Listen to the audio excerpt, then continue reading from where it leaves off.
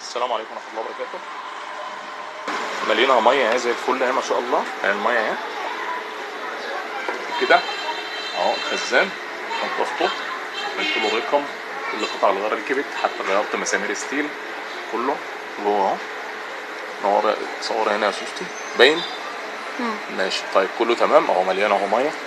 طيب هنشغل الكهرباء بقى، نقول بسم الله الرحمن الرحيم. كده الاوف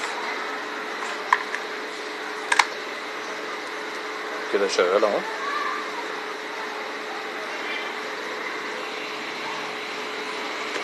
كده على الهادي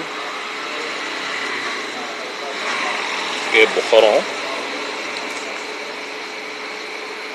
طيب وكده على السريع جايب بخار حمصان اهو، بخار ظاهر في الشاشه اهو. تمام. لا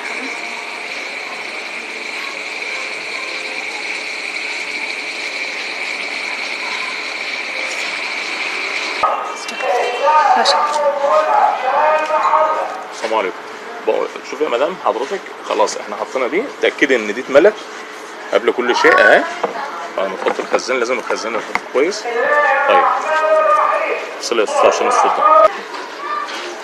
السلام عليكم حضرتك يا مدام، قلنا ان الميه تبقى خلاص، تتاكدي ان هي كده، ابداي بقى شغلي. دي خلاص ثبتت في مكانها اهي، لازم تبقى مسويه مفصوله. طيب نبدا بقى ان احنا نشغل. بسم الله الرحمن الرحيم. خلاص كده نورت اهي، كده على الهادي.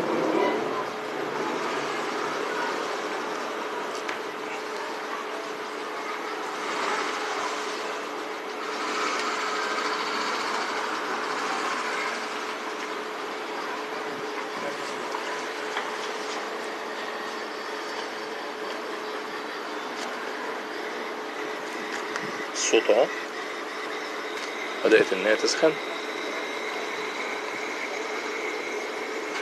اهي.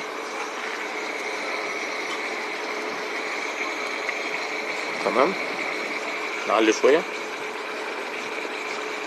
بدأت تجيب بخار اهي ان شاء الله زي الفل.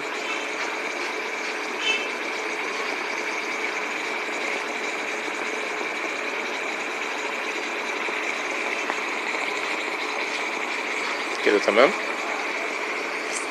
بعد ما تخلص ان شاء الله، بعد ما تخلصي الكوي بتاعك تسيبيها تبرد. لازم ترمي الميه بتاعتها عشان الميه دي بتأثر على الخزان لازم.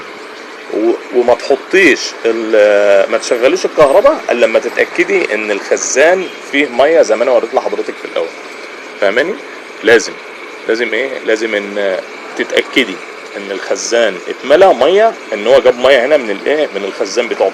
بتبدا ان هي كل ما بتاخد ميه تبقبق يعني، تعمل فقاقيع. كل ما تاخد ميه كل ما تطلع تعمل فقاقيع. فاهماني؟ حياه المكوه دي بالذات هي عملت فقاقيع. حياه المكوه دي بالذات الميه، طول ما انت بترمي الميه بتاعتها بعد ما تبرد معاكي خالص، تقوم راميه الميه بتاعتها كلها، الخزان ما هيبقاش فيه ملح ابدا. يلا سلام عليكم.